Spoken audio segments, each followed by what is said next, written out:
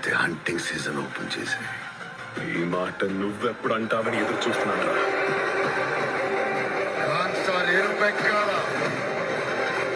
Monday నిప్పుతోనైనా వీళ్ళ రక్తంతోనైనా. అహింసో పరమో ధర్మ ధర్మహింస తథైవ చ. Welcome to H&M Chronicles.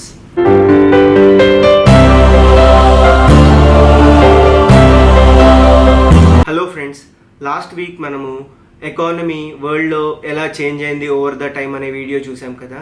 Actually ఈసారి దాని కంటిన్యూషన్ వీడియో చేద్దాం అనుకున్నాను, బట్ అన్ఫార్చునేట్గా పాల్గామ్లో పాకిస్తానీ టెర్రరిస్ట్ ఇండియాపై అటాక్ చేసి టూరిస్టులను చంపారు కదా. సో దాని మీద వీడియో చేద్దామని డిసైడ్ అయ్యి ఆ వీడియోని పోస్ట్పోన్ చేయడం జరుగుతుంది. So let's get in to the video. India versus Pakistan. ఎన్నో ఏళ్లుగా పాకిస్తాన్ అనే కంట్రీ ఇండియాని ఎలా ఎక్స్ప్లాయిట్ చేస్తుంది, ఎలా ఇబ్బందులకు గురి చేస్తుంది, పాకిస్తాన్ అనే ఒక కంట్రీ తన చుట్టుపక్కల ఉన్న కంట్రీస్కి ఎలా ఇబ్బంది పెడుతుంది అనే ఒక ఇంపార్టెంట్ విషయం గురించి మాట్లాడబోతున్నాను. బట్ ఈ పర్టికులర్ ఇష్యూ మీద నాకు 3 ఒపీనియన్స్ ఉన్నాయి. Let's get in to the issue. First issue ఏంటంటే, పాల్గామ్ అనే ఒక టూరిస్ట్ ప్లేస్కి ఇండియన్ టూరిస్ట్ వెళ్ళారు. అక్కడికి కొంతమంది టెర్రరిస్టులు మారువేషంలో వచ్చి అక్కడున్న ఫ్యామిలీస్లో జెంట్స్ని మీరు ముస్లిమ్సా కాదా, ముస్లిమ్స్ అయితే కల్మా చదవండి అని అడిగి, ఒకవేళ ముస్లిమ్స్ కాకపోతే చంపేసి ఎవరైతే వాళ్ళ ఫ్యామిలీ మెంబర్స్ ఉంటారో వాళ్ళతో వెళ్ళి మీ మోడీకి చెప్పుకోండి అని ఒక వార్నింగ్ ఇచ్చారనమాట. అయితే దీనికి కొన్ని రోజుల ముందే ఒక పాకిస్తానీ మినిస్టర్ కొన్ని రిలీజియస్ స్టేట్మెంట్లు కాంట్రవర్షియల్గా మాట్లాడాడు.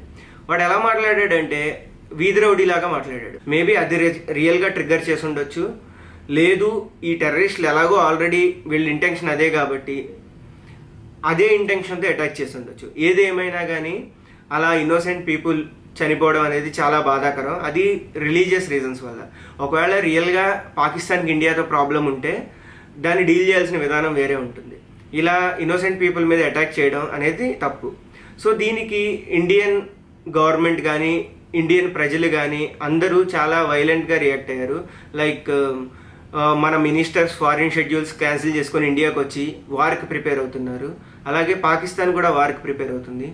అలాగే total Indians are supporting India and Indian army. And ఫార్చునేట్గా ఈసారి అపోజిషన్ లీడర్స్ కూడా గవర్నమెంట్ ఏ డెసిషన్ తీసుకున్నా we bystand them, like we are with them అని ఒక స్టేట్మెంట్ పాస్ చేశారు, which is very good. And సర్ప్రైజింగ్గా అసదుద్దీన్ ఓవైసీ కూడా టెర్రరిస్టులు ఇలా చేయడం తప్పు అని అన్నారు. నేను నా జీవితంలో ఈ మాట వింటానని అనుకోలేదు, but actually that's a sensible statement. And ఆబ్వియస్గా దరిద్రులు ఎక్కడైనా ఉంటారు. అలాగే ఇండియాలో కూడా కొంతమంది దరిద్రులు ఏమన్నారంటే టెర్రరిస్టులు చంపితే చంపారు కానీ రిలీజియన్ అడిగి చంపకూడదంట. ఇలాంటి కొన్ని కాంట్రవర్షియల్ స్టేట్మెంట్స్ కూడా పాస్ చేశారు కొంతమంది మినిస్టర్స్. ఈ దరిద్రులు ఎలాగో మారరు. అలాగే మనకు తెలుసు కదా, కొన్ని పార్టీస్ ఉంటాయి బయటకు వచ్చి పెద్ద స్టేట్మెంట్లు ఇస్తాయి, వీఆర్ విత్ ద గవర్నమెంట్ అని. కానీ వాళ్ళ ట్విట్టర్ అకౌంట్లు చూడండి, చాలా దారుణంగా మాట్లాడుతున్నారు అనమాట. చాలా ఫన్ చేస్తున్నారు ఈ ఇష్యూస్ గురించి. అంటే కొంచెం పాకిస్తానీ పీపుల్ని తలపించారనమాట. ఇండియాలో పాకిస్తానీ పీపుల్ ఉన్నట్టుగా నాకు అనిపించారు. సో నేను ఈ వీడియో స్టార్టింగ్లో ఒక శ్లోకం చెప్పాను కదా, అహింస పరమో ధర్మ ధర్మహింస తథైవ చ. సో ఇది భగవద్గీతలో ఒక ఫేమస్ శ్లోకం. యాక్చువల్లీ ఇన్సిడెంట్ ఏంటంటే, అర్జునుడు కురుక్షేత్రంలో కౌరవ సైన్యం అంతా నిలబడి ఉన్నప్పుడు, కృష్ణుడు రథసారథిగా ఉన్నప్పుడు అర్జునుడు రథం తీసుకెళ్ళి పాండవ సేనకి కౌరవ సేనకి మధ్యలో ఆపి అర్జునుడి వైపు చూశాడు కృష్ణుడు. ఎందుకంటే అర్జునుడు ఒక సంసిద్ధంలో ఉన్నాడు, ఒక కైండ్ ఆఫ్ కన్ఫ్యూజన్లో, సందేహంలో ఉన్నాడు. ఏమంటాడంటే, కృష్ణ ఇప్పుడు నేను ఈ వార్లో వీళ్ళందరినీ చంపేసి వీళ్ళ శవాల మీద నేను రాజ్యం చేస్తే నేనేం సాధిస్తాను? వీళ్ళల్లో నా తాత ఉన్నారు, నా గురువు ఉన్నారు, నా అన్నతమ్ములు ఉన్నారు, వీళ్ళందరినీ చంపి నేనేం చేస్తాను? రాజవంశాలన్నీ నశింపజేసి నేనేం చేస్తాను అని కొన్ని క్వశ్చన్లు అడిగినప్పుడు కృష్ణుడు దానికి సమాధానంగా భగవద్గీత చెప్తారనమాట. ఆ చెప్పే టైంలో ఒక మాట అంటాడు, అర్జున అసలు నువ్వు ఈ వార్ నువ్వు చేస్తున్నావని ఎందుకు అనుకుంటున్నావు? చేసేవాడిని నేను. ఒకవేళ నువ్వు ఇప్పుడు చేయకపోయినా వీళ్ళని ఏదో విధంగా చంపుతాను. అధర్మం అనేది అంతమొందాల్సిందే. దాన్ని నువ్వు చేస్తావా ఇంకొకటి చేస్తాడా అనేది సంబంధం లేదు. కర్మని ఎవడూ తప్పించుకోలేడు. ఇప్పటి వరకు వాళ్ళు చేసిన పాపాలకి వాళ్ళు శిక్ష అనుభవించాలి. కాబట్టి యుద్ధం తర్వాత వచ్చే కాన్సిక్వెన్సెస్ గురించి నువ్వు ఆలోచించుకో. ఇక్కడ కర్తవ్యం ఇది రణరంగం, యుద్ధం చేయడం మాత్రమే. ఇది నేను ఎందుకు చెప్తున్నానంటే చాలామంది ఇండియాలో ఉండి ఎలాంటి స్టేట్మెంట్లు పాస్ చేస్తున్నారంటే, so let's deal it in a diplomatic way, మనము వాళ్ళతో శాంతి చర్చలు జరుపుదాం, టెర్రరిస్టులను చంపుదాం, పాక్ మీద యుద్ధం చేయడం కరెక్ట్ కాదని కొన్ని స్టేట్మెంట్లు పాస్ చేశారు. I'm completely against that. అలాగే ఇప్పుడు ఈ పాకిస్తాన్ ఉంది కదా, ఈడేం చేస్తున్నాడంటే టెర్రరిస్టుల ఆర్గనైజేషన్లు పెంచి పోషిస్తున్నాడు. ఒకటి కాదు, ఒక 100 ఉన్నాయి ఆర్గనైజేషన్లు. వీళ్ళందరినీ హైడౌట్ ప్లేస్గా లైక్ వీళ్ళందరూ హైడౌట్ ప్లేస్గా పాకిస్తాన్ వాడుకుంటున్నారు. ఈ పాకిస్తాన్ అనేవాడు దిక్కుమాలిన ఎదవా, పోనీ ఆల్రెడీ అడుగు తినే ఫేజ్లో ఉన్నాడు. 1947లో ఇండియా పాకిస్తాన్ విడిపోయినప్పుడు సరే మన నాయకుల చేతగాంతనమో వాళ్ళ తెలివితేటలో వాళ్ళు చాలా మంచి డీల్ పొందారనమాట. Land by like in terms of land కానీ, in terms of economy share కానీ, ఇన్ టర్మ్స్ ఆఫ్ ఎవ్రీథింగ్. అలాంటిది వాళ్ళకున్న రిసోర్సెస్ మనం ఫ్యాక్ట్ మాట్లాడుకుంటే, what is this Indus pact? ఇండియాకి పాకిస్తాన్కి మధ్య వరల్డ్ బ్యాంక్ ఆధ్వర్యంలో లాహోర్లో మన great great great prime minister Jawaharlal Nehru గారు ఉన్నప్పుడు ఒక డీల్ జరిగిందనమాట. అదేంటంటే ఇండస్ వాటర్ ఉన్నాయి కదా, ఆ వాటర్ 70% పాకిస్తాన్కి వెళ్ళాలి, 30% ఇండియా వాడుకోవాలని. సో 70% వాటర్ వస్తున్నాయి. And Sindh land is the most fertile land in the world నాకు తెలిసినంత వరకు. సో వాళ్ళు ఎంత లైక్ మనకు గోదావరి ఉంది ఇండియా, లైక్ ఆంధ్రాలో ఒక గోదావరి రివర్లోనే కొన్ని లక్షల ఎకరాలు మనం పండించుకుంటున్నాం. అలాంటిది ఇండస్ రివర్, దాని కింద అంత ఫెర్టైల్ ల్యాండ్ ఇస్తే ఎంత పండించుకోవాలి వాళ్ళు? కానీ ఇదంతా మానేసి టెర్రరిజాన్ని పోషించి మన మీద పడి ఏడుస్తూ మనల్ని ఏదో అంతమొందించాలని ఒక కైండ్ ఆఫ్ జెలసీతో, ఒక కైండ్ ఆఫ్ యాంగర్తో, ఒక కైండ్ ఆఫ్ పగతో వాళ్ళు గ్రో అయ్యారు. అలా ఓవర్ ద ఇయర్స్ ఏం మిగిలింది? పగ తప్ప ఏం మిగలలేదు. ఇప్పుడు అడుక్కు తినే పొజిషన్లో ఉన్నారు. యాక్చువల్లీ నేను ఇది ఎక్కడో చదివాను, చైనా దగ్గర బాగా అప్పు చేసి అప్పు కట్టలేక అమ్మాయిలు సప్లై చేస్తున్నారంట చైనాకి. I'm so sorry to use this words. అలాంటి దౌర్భాగ్యమైన దిక్కుమాలిన స్థితిలో ఉన్న పాకిస్తాన్ తన పద్ధతిని మార్చుకోకుండా, తన కంట్రీలో ఉన్న సమస్యలను పరిష్కరించుకోకుండా ఇలాంటి టెర్రరిస్ట్ ఆర్గనైజేషన్లు ప్రోత్సహించి వీళ్ళని మన మీద అటాక్కి పంపిస్తున్నారు అనమాట. సో మళ్ళీ ఏం చేస్తారు వీళ్ళ మినిస్టర్స్ వచ్చి అఫీషియల్ స్టేట్మెంట్, మేము ఇన్వెస్టిగేషన్లో ఇండియాకి సహకరిస్తాం అంటే, ఒకవైపు నుంచి బ్యాడ్ కాప్ లాగా పొడుస్తాడు, ఇంకొక వైపు నుంచి గుడ్ కాప్ లాగా వచ్చి నాన్న చెప్పు నాన్న, మేము ఏం కావాలంటే అది చేస్తాను నాన్న అని డ్రామాలు వేస్తారనమాట. ఇది ఈరోజు జరగట్లేదు, కొన్ని వందల ఇన్సిడెంట్లు ఉన్నాయి ఇలా జరిగినాయి.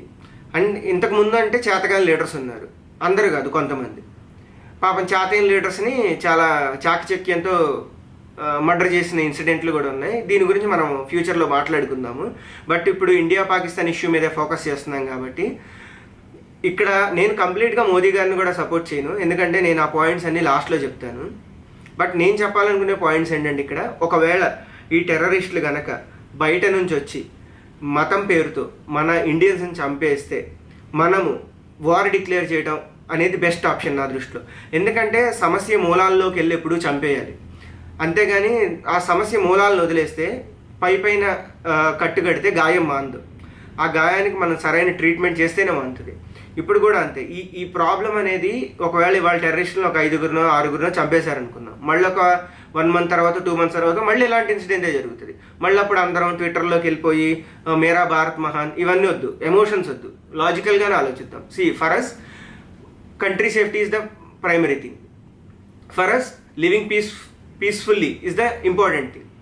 సో దానికోసం ఏం చేయాలి? టెర్రరిస్టులను చంపేయాలి అంతే. ఇక్కడ ఎమోషన్స్ వద్దు, ఏమొద్దు. యుద్ధం వల్ల ఎవరు మరణిస్తారు, ఎవరు మరణించరు అనేది వద్దు. ఇప్పుడు ఒక రీసెంట్ ఎగ్జాంపుల్ ఏంటి? Israel versus Gaza. ఏం జరుగుతుంది? టెర్రరిస్ట్ అటాక్లు ఇజ్రాయిల్ మీద చేస్తా ఉన్నారు. ఒక్కసారి హమాస్ని కొట్టేసరికి ఇప్పుడు అందరూ వచ్చి సింపతి ఫోటోలన్నీ షేర్ చేయడం, వారెప్పుడు అశాంతిని మిగులుస్తుంది, వారెప్పుడు ప్రాబ్లమ్స్ని క్రియేట్ చేస్తుందంట. అసలు ఫస్ట్ నువ్వు అనేవాడు ప్రాబ్లమ్స్ క్రియేట్ చేయకపోతే వారు అనేదే రాదు కదా. నిన్ను ఎవరు ఏలుబెట్టి గెలకమన్నారు?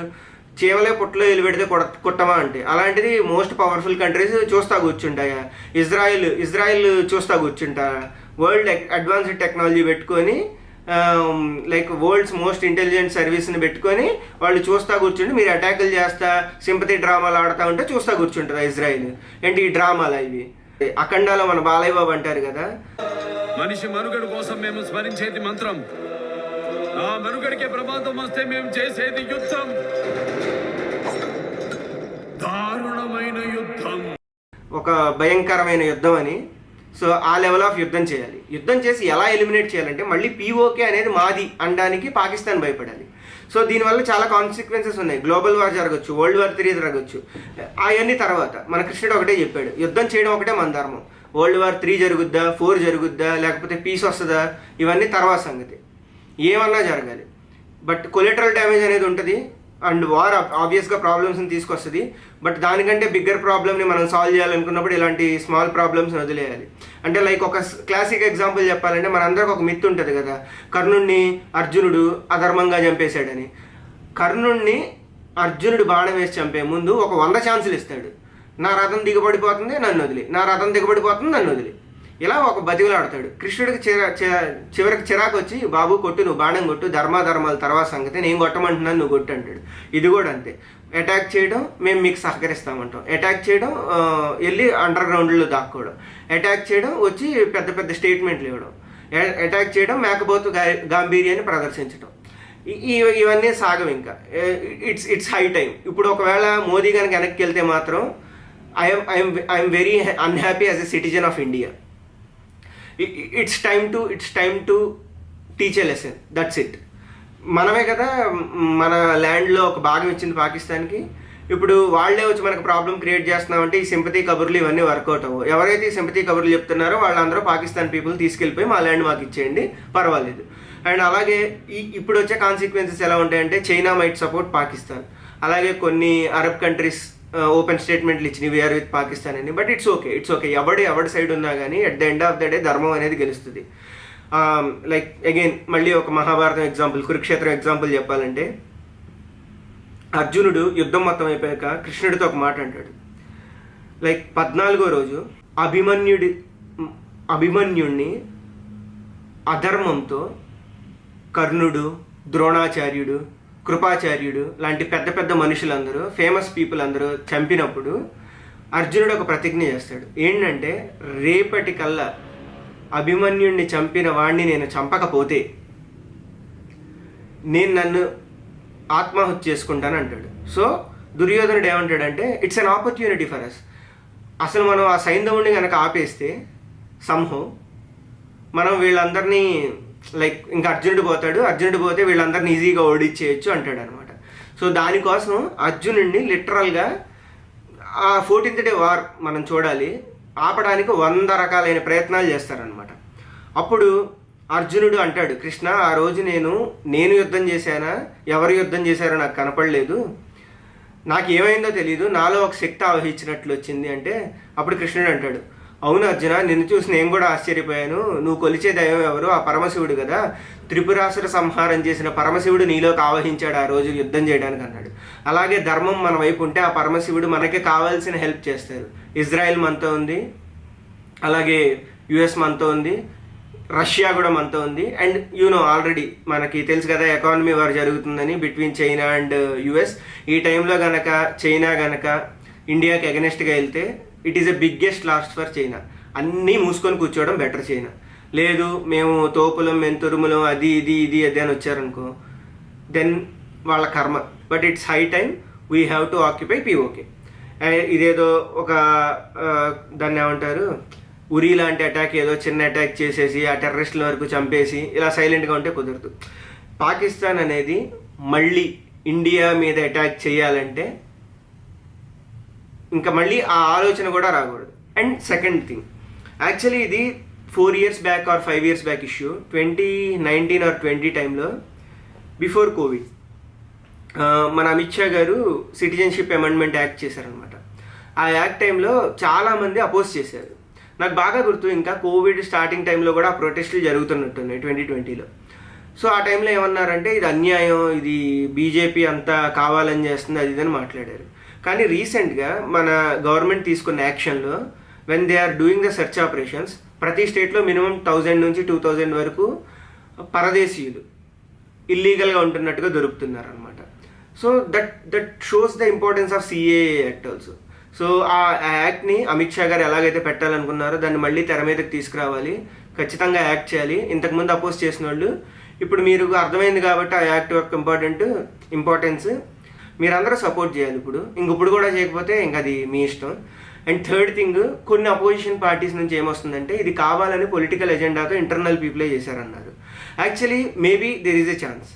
ఎందుకంటే ఇలాంటి పొలిటికల్ డ్రామాలు చేయడం, పిఆర్ టీమ్స్ని వాడుకొని నాన్ సెన్స్ చేయడం, గొడవలు పెట్టడం అనేది కొత్త ఏం కాదు. ఈ ఇంటర్నల్ పొలిటికల్ ఎజెండా ఉందా అంటే ఉండొచ్చు. అండ్ దీని మీద ఖచ్చితంగా వెరీ మచ్ ఇన్వెస్టిగేషన్ జరగాలి. అంటే వెరీ డీప్ ఇన్వెస్టిగేషన్ అనేది జరగాలి. దానిలో ఎంత పెద్ద బ్రెయిన్స్ ఉన్నా కానీ వాళ్ళందరికీ శిక్ష పడాలి. ఎందుకంటే పిఓకే నుంచి 100 కిలోమీటర్స్ 200 కిలోమీటర్స్ లోపలికి వచ్చి ఒక టూరిస్ట్ స్పాట్లో క్యాజువల్గా పీపుల్తో ఇంటరాక్ట్ అయ్యి టెర్రరిస్టులు చంపేస్తున్నారంటే there is definitely a problem in the security. And ఇదేం ఫస్ట్ సారి జరగలేదు. ఉరీ ముందు తెలుసు కదా దాడి జరిగింది. తర్వాత రీసెంట్గా ఒక ఎలక్షన్స్ ముందు జరిగింది. కావాలని ఎలక్షన్స్ ముందు అటాక్ చేస్తున్నారా, లేదంటే ఎలక్షన్ ఎజెండాతో ఏమన్నా పార్టీలు కావాలని చేస్తున్నాయా? ఇవన్నీ ఖచ్చితంగా డీప్ రూటెడ్ ఇన్వెస్టిగేషన్ జరగాలి. ఎందుకంటే మన ఇండియాలో అలాంటి ప్రబుద్ధులు ఉన్నారు. వాళ్ళ ఓన్ గెయిన్స్ కోసం ఇలా ఓన్ పీపుల్నే చంపి టెర్రరిజం మీదకి నెట్టేసే ప్రబుద్ధులు కూడా ఉన్నారు. అలాంటి ఇన్సిడెంట్లు ప్రీవియస్గా కూడా జరిగినాయి. సో ఇన్వెస్టిగేషన్ అనేది జరగాలి. But it's time for war. So సరే, మంచో చెడో ఒక ఎనర్జీ, ఒక సిచ్యువేషన్ అయితే క్రియేట్ అయింది. ఇంకా పాకిస్తాన్కి మాత్రం we have to teach a lesson. జై హింద్, భారత్ మాతాకి జై, జై శ్రీరామ్. Thank you. వీడియోలో మీరు ఏమైనా కాంట్రాడిక్ట్ చేసే పాయింట్స్ ఉంటే కింద కామెంట్ చేయండి. అలాగే ఈ వీడియోలో మీరు ఒక్క కొత్త పాయింట్ నేర్చుకున్నా కానీ డెఫినెట్గా దీన్ని మీ ఫ్రెండ్స్కి అలా షేర్ చేయండి. Thank you so much.